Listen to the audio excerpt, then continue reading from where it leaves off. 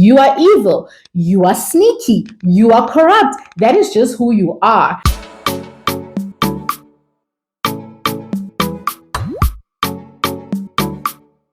Hey guys, welcome back to another video and thank you so much for joining me. If it is your first time here, and on this channel we talk about all things related to managing our money and adulting in general. So if that sounds like your type of vibe and something that you can benefit from, please check out our other videos. And if you like what you see, don't hesitate, smash that subscribe button and become a member of this team. Today we are doing a review of a show. So I watched The Trust on Netflix, and it's called The Trust, a Game of Greed. I think that's what they said. And I put up a sticker on my Instagram and I said, guys, who is watching this show with me? And I said this after the first episode because I was like, oh my God, so many things around money were just running through my mind. And I was wondering if everybody's on the same page in terms of what they're thinking about or if it's just me. And a lot of people responded and they said, we haven't watched the show, but please watch the show and give us a recap because we really enjoy those. Or some people said, I'm halfway through and I can't believe what's happening. Can we please unpack? So in my previous recap of How to Get Rich on Netflix, I really went in and I dissected each episode. But that's because a lot of financial advice was involved there. And I really wanted to comment on the different elements. For the purpose of this video, I am just going to get into it. I'm not going to break it down. I'm just going to talk about the entire show in one go. And hopefully this video is not too long. But if you haven't watched it, please do. I found it very interesting. And it's 8 episodes, if I'm not mistaken. So it's not that bad. And even if you haven't watched it, you are going to get a lot of context from this conversation. So don't tune out. You can still watch this and then go and watch it again, although there might be 1 or 2 spoiler alerts. Okay, let's get straight into it. What is the show about? So in this show, it's sort of like a game reality show, I would say. There's $250,000, $250,000 up for grabs. And there's about 11 people that are participating for an equal share in this money. Now, it's already a lot of money, right, that each of them will get. But 11 of them participate to win an equal share of this money. Now, why this show is called The Trust is because this money is in a trust. And there's different activities that are going to happen in the show that can either add more money to the trust or subtract money from the trust, depending on the different choices that are being made and what people decide to do throughout the 8 episodes. Another trick is there is an elimination at every episode. If I'm not mistaken, there is an elimination, but people in the trust who are part of the trust, so the participants, get to choose who stays and who goes. But the trick is, unlike normal shows, they can all stay. They can literally all have an equal share of the trust and even more money, actually, equally, if they just play the game and trust each other and don't cut anyone out. So that's the context on how it's played, guys. And what they do is they bring people, intentionally so in my view, from different walks of life, like way different walks of life that have some similarities, but they're all pretty different. Just to give you an idea, I think there's 2 people who've retired. There's one guy who works at a ranch. There's another guy who works in the military. There's another lady who's an entrepreneur. There's a bartender. There is a marketing manager. It's just different people. There's young people, old people, up to the age of 70, people in their 20s, 30s, 40s. And there's also like outgoing people. There's introverts, extroverts. It's quite mixed. I think they did a very good job at mixing it. But obviously, when it comes to principles and values, we will always find similarities, right? Okay, I think I've given everybody the context of what we're working with now. And now I'm just going to get into some of the things that really spoke to me when I was watching the show, especially when it comes to money, adulting, and society in general. The first thing was, I think that this was such a true representation of society and the way that money works in the world right now. Because number one, we have an open pool of resources. Like, we've got a lot of money circulating in the world right now, but we've also got different people from different walks of life trying to tap into these resources in different ways. But there is money, guys. There is a lot of money. There's money in businesses. There's money in the world. There is money. there is no shortage of money.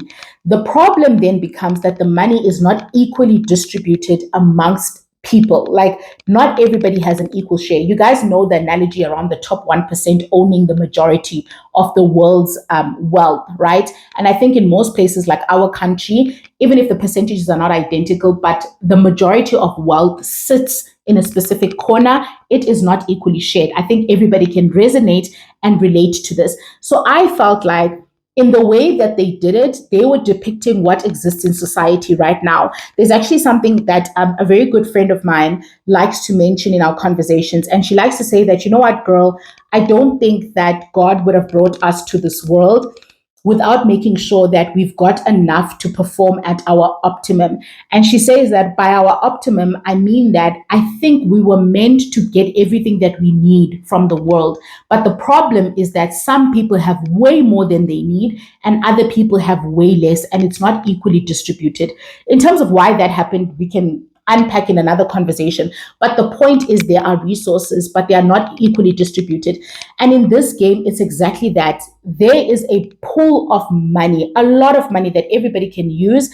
And the only mission in the game is that they share it equally. But because they are from different walks of life, different conditions, different backgrounds, it slowly becomes very difficult for them to stick to trusting one another and to not take away money from the trust, and most importantly, to not cut anyone out of the trust. So let's see what are some of the lessons that then unravel during the game. The second thing that I also picked up was how prevalent unconscious bias is. And I attended a course on diversity last year at my workplace. Oh man, the lady who delivered the course was so incredible. And there's so many nuggets that I took away from that conversation. But one of the things that she spoke about was how, as human beings, we have so many unconscious biases. It is insane. One of the things that she highlighted was the fact that we tend to favor people who look like us and who are like us. And she made an example and she said that, you know, when you get into an interview as a leader, because it was a leadership course, when you get into an interview as a leader, sometimes when the candidate walks into the room, the panel immediately starts looking at the individual and develops these unconscious biases based on how they look, what they sound like, and where they're from. For example, she said that, you know, if you are from Soweto and you grew up in Soweto, and someone comes up on the panel and someone comes up like an interviewee that you are interviewing, and they go, I am also from Soweto. I grew up in Soweto. Immediately, you become drawn to that person and you have a specific unconscious biasness towards them, right? Unconscious bias towards them, but you don't realize it. Same when it comes to gender, male to male, female to female. Same when it comes to races and culture. And why I speak of this is because people from day one start pairing up and going into groups. So there's certain ladies, I know the two black ladies form an alliance, they become best friends and sisters. The two guys who grew up in like a country background and who feel like they've got similar values, they team up. The ladies are one side, the guys are one side. And in as much as everybody initially agrees in theory to share the trust and to just make sure that the end goal is everybody walking away with something, and not some people being eliminated and walking away with nothing, immediately, guys, people start forming alliances. And then there was this particular gentleman who, like everybody else, had things that he was, telling people about and things that he wasn't telling people about. I think his name is Jurel. But immediately the ladies were just like, you know what? We can't trust this guy. There's something off about him. We don't think he's loyal. He needs to go. And this is now on the first episode. Before we even dive deep into anything, people are already classing each other. They're already judging each other based on how they look, and they're cutting each other out. So that guy was actually eliminated on the first episode. My jaw dropped. And I was watching this with Mr. M, and he was just like, this is just the beginning, and these people could not keep the trust and actually share this money equally from get-go. So once one person leaves the trust, obviously they leave with nothing, which means that the remaining people, which is the remaining 10 individuals, get to have more money. Basically, the more people you kick out of the trust, the more your share grows. in the very nature that it's now divided by a less number of people. So unconscious bias was the second thing that I picked up. The way that we get into a space and we immediately look like, she has a weave on. Oh, she's probably a slay queen. I can't talk to her. Oh, she's got natural hair. Yes, she's giving African beauty. Let me gravitate towards her. And we do that when we go to events. We do that when we meet up with people and before we befriend them. As soon as you see me with short hair, you start thinking, oh, African lady, she's chic, And meanwhile, it's not even about that. It's about being convenient, But we tend to judge each other very, very quickly. So that's the second thing that I picked up. The third thing that I picked up is that the saying that says, money will show you who you are, it won't change you. I feel like this was highlighted many, many times in the game. Guys, I told you that people are coming from different walks of life here, right? And their experiences are sometimes similar and sometimes different. But I think that money will expose and it will test and it will show you who you are. There's this guy that Mr. M is absolutely obsessed with, and his name is Brian, and he becomes obsessed with him from get-go because Brian makes it very clear that he thinks money is evil. He thinks it's the root of all evil. Yes, he needs it for his family and what he's trying to achieve, but he understands very well that money will make you do things that you never thought you would do, and he's very clear about that. And he also believes in being, a man of integrity and a man of honesty. So he keeps his word throughout the show. And he's a very likable guy. And he basically also has a tough background, and he's got things that he's facing that require money, like other people on the show, but he is not willing to break his, values and his principles in order to get a bigger share of this money. And that is why I'm saying that money will expose the type of individual that you are. And often we like to blame circumstances. We like to blame background that, I have to bribe in this deal to get it because that is how politics work. I have to, pay for this. I have to be underhanded. I have to trump all these people in order to make it to the top at work. There's no other way. This is how the corporate game is played. And I feel like, that mentality is honestly us convincing ourselves that we are the people we are because of external factors, and us not wanting to face the fact that you are evil, you are sneaky, you are corrupt. That is just who you are. And now you are using those things to your advantage in order to advance in the workplace, to advance in the world, and to go forward, because there are people like you who have worse backgrounds than you, but their morals and values will not allow them to tramp on other people, to lie and to steal in order to get ahead. So I feel like that show puts you in such a hot seat that your values and morals and honesty temperature is constantly tested. And I feel like the people who are really pure and good at heart, they would stand that right until the end. And I'm not saying that having values and morals means that you are not going to do certain things. Like, there is a point in the game where even the good guys have to get someone out of the trust because that individual is poisoning the trust and is not good for the trust. So you will have to do certain things that you're uncomfortable with, even if you're an honest person. But lying, stealing, taking away from people, being dishonest, that's another level. And I think that we really got to see their personalities. Even the people who walked in being for everybody, once money was on the line, they definitely chose themselves. I remember that there's this instance where they go into a vault, right? So guys, this is a review. I'm not explaining everything that goes on in the show. That you would have to watch for yourself. But there's this instance where they go into the vault and they have to basically choose whether they choose themselves, an offer that will benefit them, or an offer that will benefit the team. And Brian really needs the money because he needs to adopt a child, and him and his wife want to adopt a child, right? That is such a noble reason for needing the money. That is such a selfless thing that they are doing. But he refuses to have his integrity questioned and tested because he's trying to fulfill what he wants to do, even though it's a noble reason. So he doesn't take the offer. And then the other lady, on the other hand, is like, you know what? I've struggled. I grew up in a really rough environment. These offers don't come around.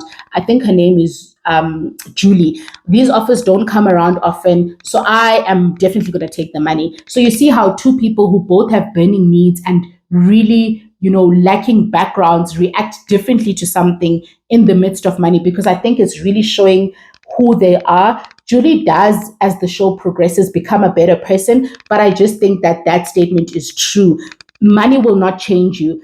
If you are an honest person at the core, you will continue to be honest even when you have money. But if you are dishonest, money is going to put you in a position where that dishonesty needs to thrive. The next thing that I picked up in the show is, guys, I can't stress this enough. It is the importance of knowing your boundaries and knowing your values and knowing what you are and you are not willing to do because of money. And I'm saying this because if you are not firm in your beliefs, if you don't have a core, a core or something central that you draw from, you in this world are going to have a very difficult time, because everything that happens around you is going to be pulling you in different directions. And if you are not sure and certain of who you are and what you stand for, you will fall to the wayside at every given point. There were people in this game who were like, for this team, and then they were doing things that this team wanted, then the other team was doing something different, so they would do what that team wanted, and then they would be loyal to this person and that person, and then they would take the offer, and then they wouldn't take the offer, then they would lie, then they would be honest. And I think, it was a very obviously high pressure environment, and I think that it's important to understand who you are and what you stand for, and how far you are willing to go for certain things and the things that you are not willing to do, because this life will test you. Work and building your career will test you. You will be tested in different instances in your life, in family, and all of those things. And if you are not sure of who you are, money is just going to be one of the many things that cause you to do things that you never thought you would do, that are out of character. But that's because you don't know what your character is and you're not sure what you are grounded on.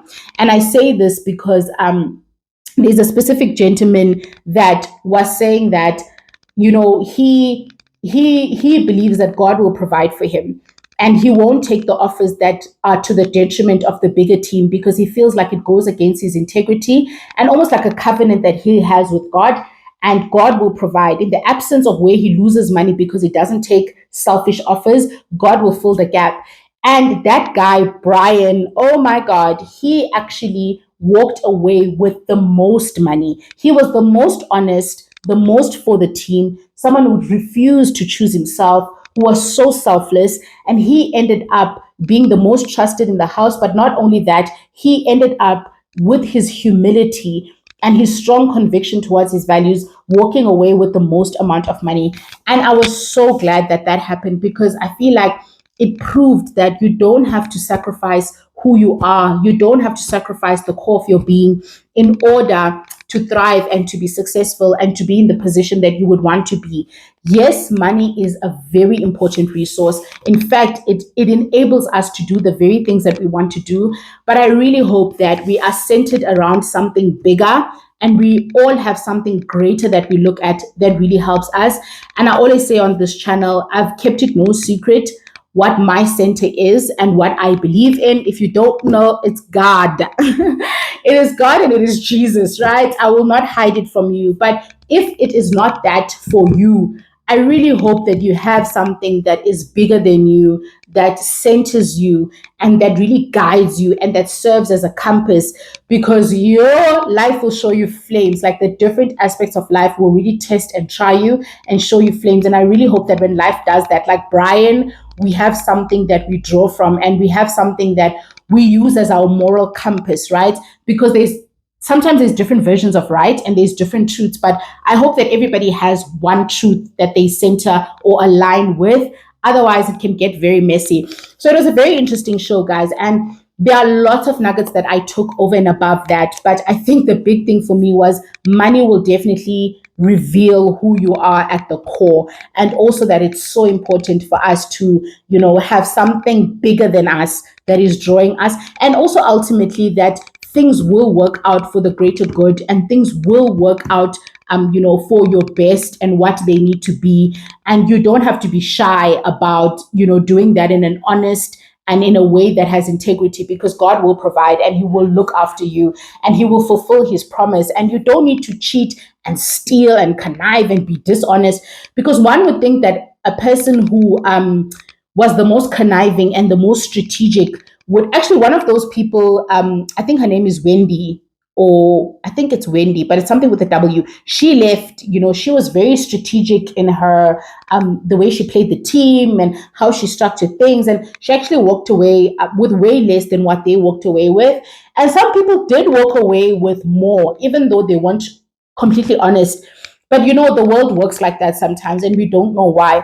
But I think the point is the guy who was the most honest actually walked away with the most. And I thought that was incredible. And it was a great life lesson for all of us to learn just on money, how to view money, what to do for money, and adulting in general, and our principles and our values. I really hope you enjoyed that chat, because I enjoyed watching the show. And if you did enjoy this conversation, please give it a huge thumbs up. And if you haven't done so, please subscribe to our channel so you can become a member of our team. Bye.